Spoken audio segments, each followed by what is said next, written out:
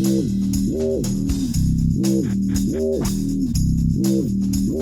Wednesday. Welcome back to the Lorden Arts channel. I'm John Lorden. Thank you so much for spending some time with us here today.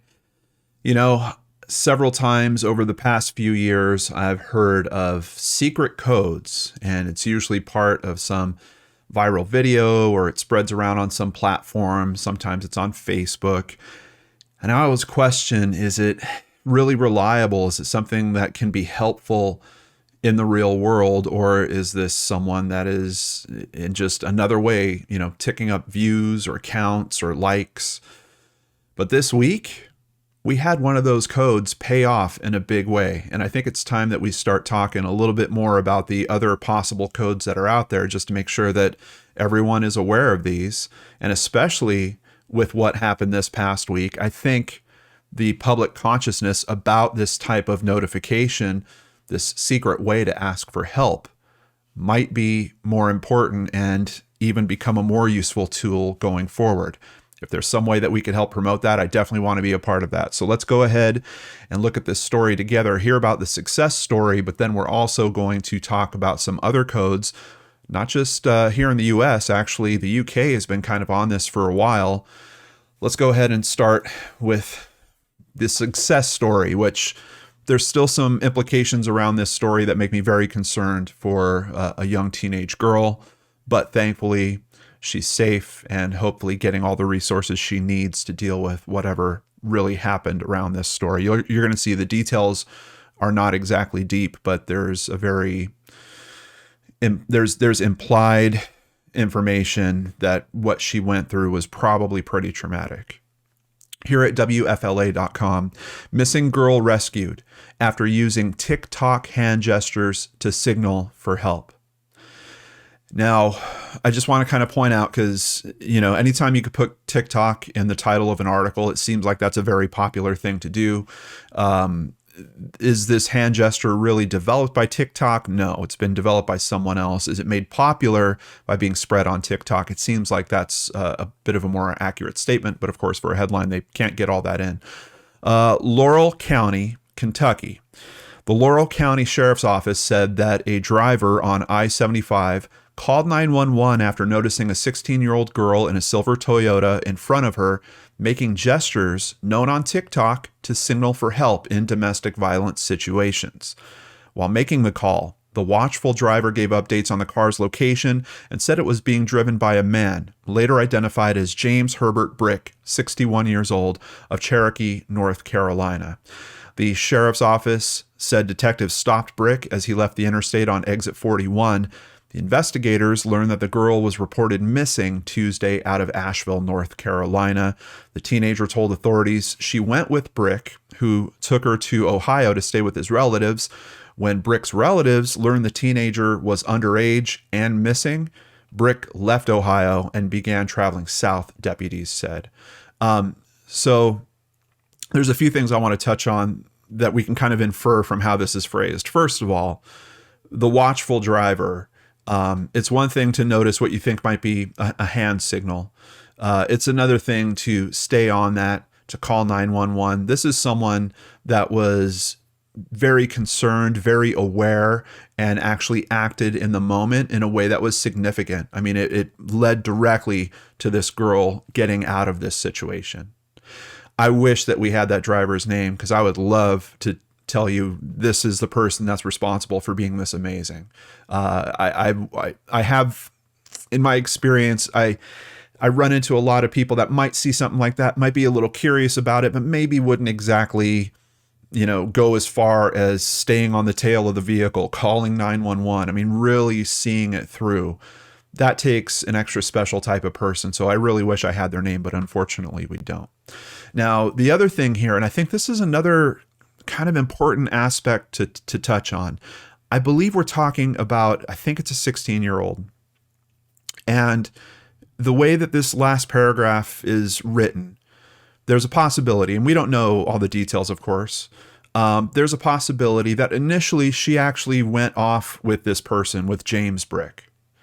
Now, I imagine there's a good chance this could be a grooming situation, something along those lines.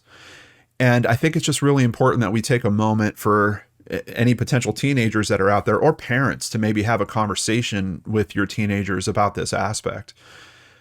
If they're in a situation like this, even if they thought they were making a decision to go off with this guy to out of state, to essentially run away with this person, they absolutely have the right to change their mind. And outside of that, the fact that they're underage, that decision, like I get worried that someone, a teenager that finds themselves in this type of situation, thinks that they've agreed to this willingly when they could have been manipulated by someone and essentially groomed by this person for who knows how long, that there's some level of guilt they might have in terms of, well, originally I agreed to do this, but now I'm going to turn on this person and they're likely going to go to prison.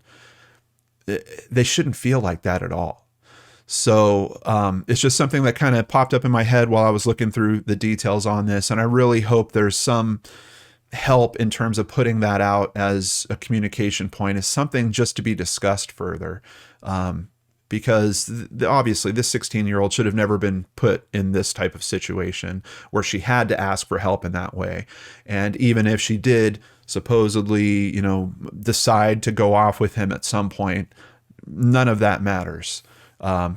There's all these other conditions that come into play with that. And being manipulated in many of these cases is certainly a part of that. So I hope that young boys or girls in these types of situations will always remember that, hey, if you figure out something's bad, even if you agreed to it at the start, call for help, ask for help, take that help, and get out of that situation. Over at the New York Times, let's get into a little bit more about the details. What is this hand signal? Where did it really come from? Even the title here, missing girl is rescued after using hand signal from TikTok. Everyone knows, put TikTok in the title, it's gonna grab attention. As a matter of fact, because this is being referred to as the hand signal from TikTok, I'm sure it's going to wind up in the title of this video. But what is the actual hand signal? Palm to camera and tuck thumb, wrap thumb. So it's almost it's almost looking in a way like you're showing that something is being controlled or something is being captured, something along those lines. The signal, created by the Canadian Women's Foundation for People to indicate that they are at risk of abuse and need help, has spread largely through TikTok in the past year. So that's the actual organization. The Canadian Women's Foundation came up with this. We're going to jump over to their website to hear a little bit more about it right after this article. The person who spotted the signal called 911 and conveyed a suspicion that the girl was in trouble because she was using the hand gesture. Though the dispatcher and officers were unfamiliar with the signal, sheriff's deputies pulled the car over to investigate.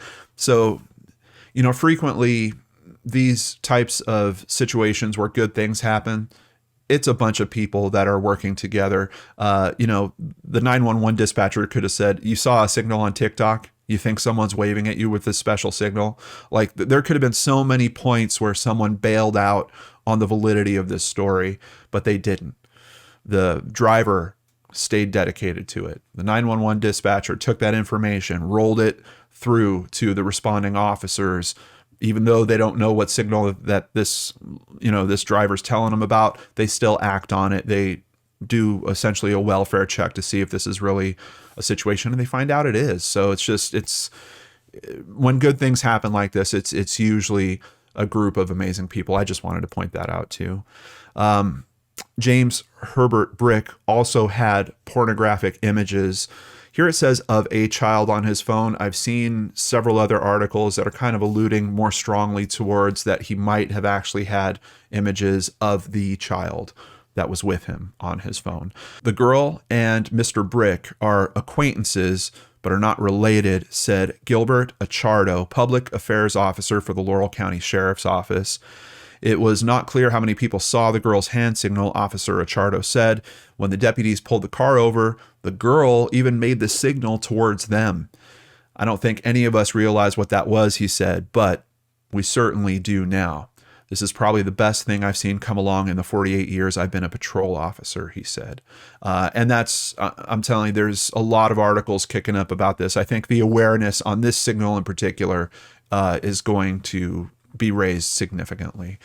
So over at CanadianWomen.org, here is their link. And of course, I have the links all down below if you guys want to check this out for yourself. Signal for Help is what it's called there.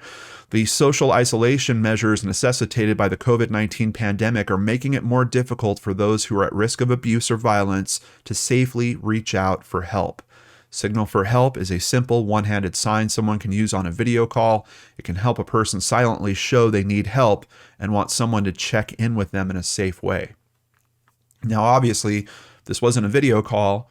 This not really as related to COVID-19. I mean, this is, they're driving through several states together, but effectively that signal still works. It still works if you can get the attention of someone that knows what it is.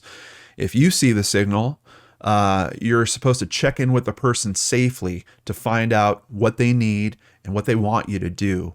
They may want to tell you what's happening. They may ask you to listen and be there for them. They may ask for help finding services. It's such a good point because at the point that someone is asking for some form of help, you don't want to overstep what they're going through. You don't want to necessarily, like, they're very clear here.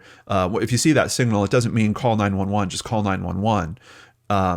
They want you to find some safe way to engage the person, and we'll talk about some of those things here in just a moment. But if you've dealt with anyone that's been in a real serious, domestic violence or abusive situation or something like that, there's usually a line and a path, like a journey that they have to take as well in terms of asking for help, how much they're willing to accept. And then sometimes that will change as the relationship develops. Sometimes things unfortunately get worse, and they will change their approach with the help that they're seeking and ask for stronger and stronger measures. So there's a lot to this. I just really appreciate how they're writing this all out, and they're really trying to make sure that people approach these situations safely, as you're going to see here. If you or someone you know is in immediate danger, of course, call 911. And in this situation, we're talking about someone that's driving a car and they're seeing this signal for help. There's no real opportunity for that driver to interact with the person in this kind of safe manner to see what they're exactly asking for. So they called 911, and obviously we're talking about it as a success story here and as a model for other people that might need to seek help in that way. But if you can safely check in, how do you do it? Here they're saying step one, call them and ask questions that can be answered with yes or no. It's really, really important. We've spoken to many people that have been in very tough situations here on the channel. They've always been clear that they're usually being monitored.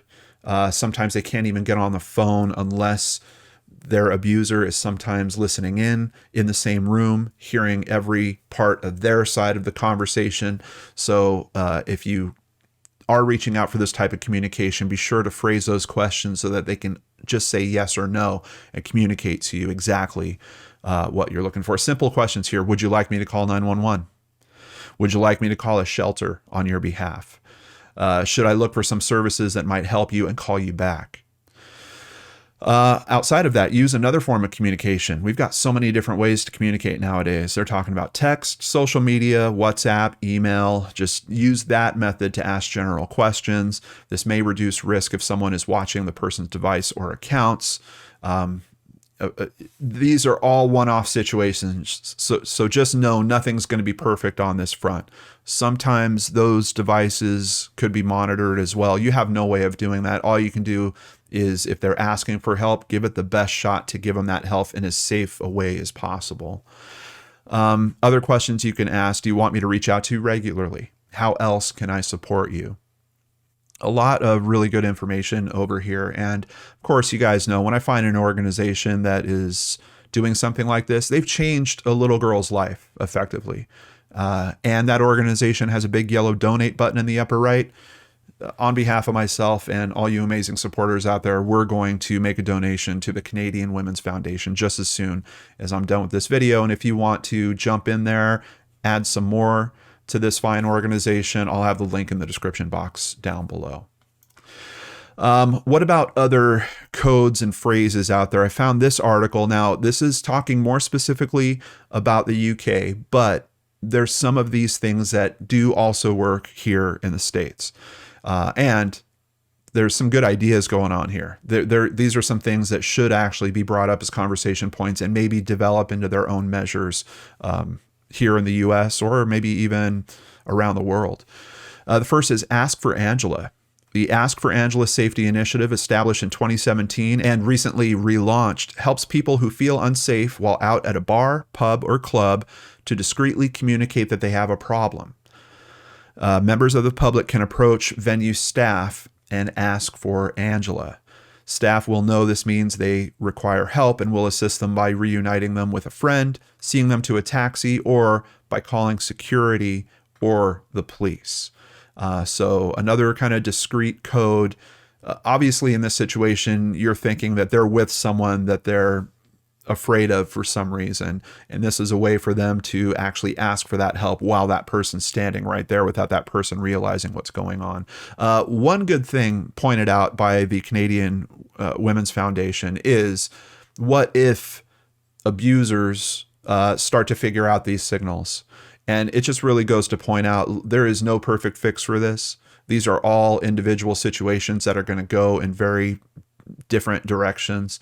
So there's no way to account for that. What we can do is try to spread the information that might be helpful to people.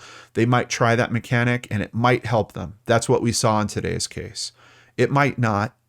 Could it ever be truly dangerous for them? There's a slight possibility of that. We have to be honest about that possibility as well. But for people that need to ask for help in some way like this, I think it's really important to get these mechanisms out there.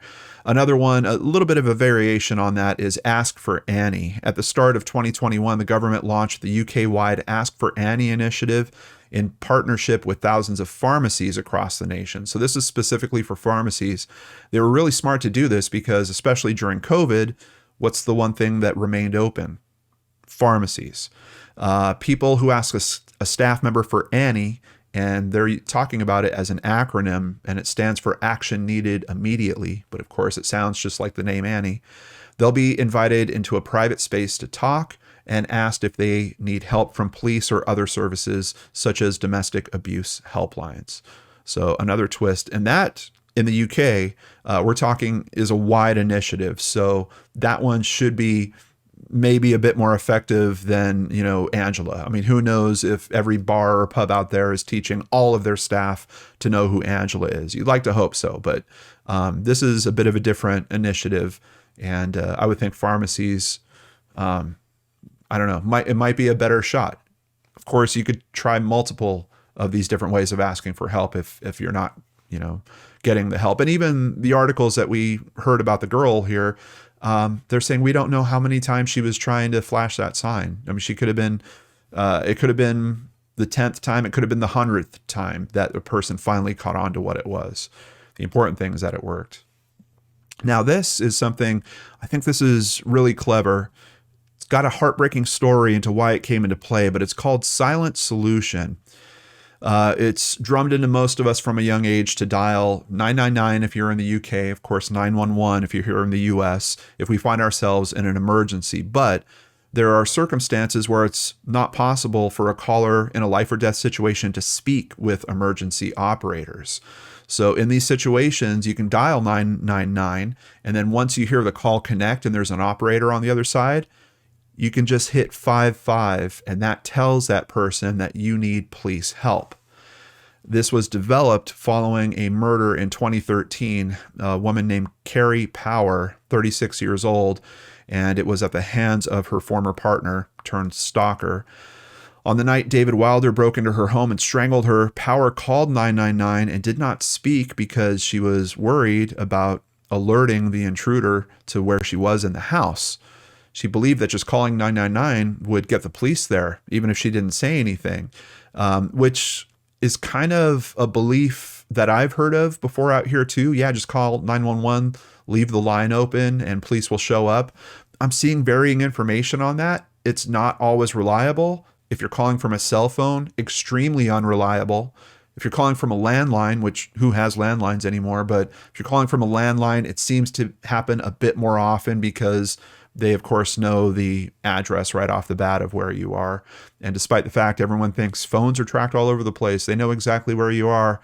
That's not the case. I'm seeing the stats on that are not nearly as high as you would think, especially for emergency operators to have access to that information instantly. So this is a way where you connect the call, you hit 55, and essentially they know, okay, we got to get this to the police. A police handler takes over the phone and basically attempts to communicate to the person using simple yes or no answers.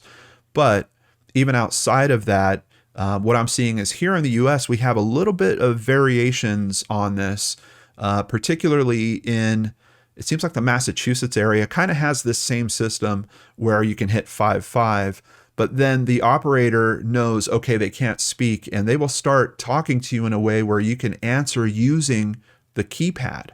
So, press 1 for yes, press 2 for no. Do you need an ambulance? Press this number. Do you need police to arrive at your location? Press this number. So it's pretty interesting. And I think there's more 911 lines here in the US that actually use a system similar to that. But man, it'd be great if we had some type of, national initiative to kind of get that working everywhere. One, and I believe this is not just for the UK, iPhone emergency SOS. Basically from the iPhone 8 forward, users who wish to make a emergency call should press and keep holding the side button and either one of the volume buttons until the emergency SOS slider appears. You can then drag that slider to call emergency services.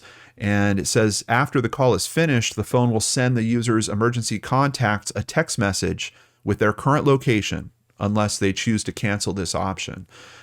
So for iPhone users out there, if you do have something after an iPhone 8, I would look into that. I would look into what it takes to categorize someone as an emergency contact, just so that if you call 911 and you hit that slider, wherever you are, your current location is going to get sent to that list. Now, just to make this note, for Silent Solution, the 999 and then hit 55, I've seen some information that says a lot of people are saying that this will also send your location to the police. It doesn't do that. So just be clear about that. If you're calling from a cell phone, they have no way to track you necessarily. Even if you're being silent, there might come some point where, I don't know how else they're going to get your address. So there might be some aspect where you're going to have to eventually say something. It's interesting because I guess there was a Facebook post that had gone out and was telling people, oh yeah, it'll automatically send your location information. And I found a kind of debunking website that is like, this is absolutely not true. And the rest of it works, but when it comes to that location information, that's not how it works. So in that case, if you happen to be on an iPhone, having that extra step where all of a sudden your emergency contacts are sent a ping of where you are, that might be really, really important, because that might be the piece that law enforcement needs if you can't speak to them. Like if you combo those two things, doing the slider, but then also trying to stay silent on the phone, that last ping of information might be helpful to law enforcement.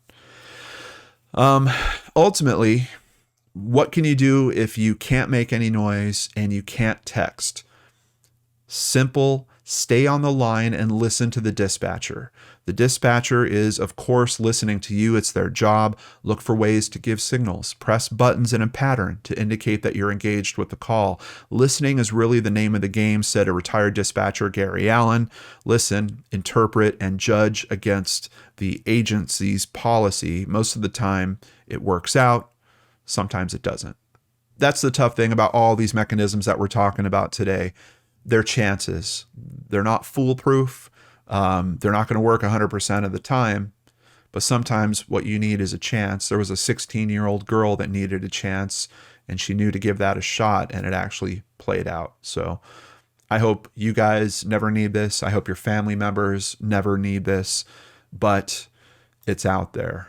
Before I end, there is one more that kind of kicked around in 2017, and that is for, it looks like it's primarily here in the US, but if you're at a bar, kind of the same situation, you need to kind of ask for Angela like they have in the UK. Here, you can try to order what is called an angel shot. And I know I saw some viral stuff kick around on that as well. So for people in the US that might need help, if you're in a bar situation, try asking for an angel shot, and maybe that'll give you the help that you need. Do you guys know of other codes? Please list them in the comments down below. Maybe we'll do a follow-up video on this. I think getting that information out, having people talk about it, it's the best way to help more of these situations, like we talked about with today's case, turn into positive outcomes. So I'd appreciate it if you guys help me with that. Take care, everyone. I'll see you again back here on Friday with a brand new episode of Searchlight on the Lord and Arch channel.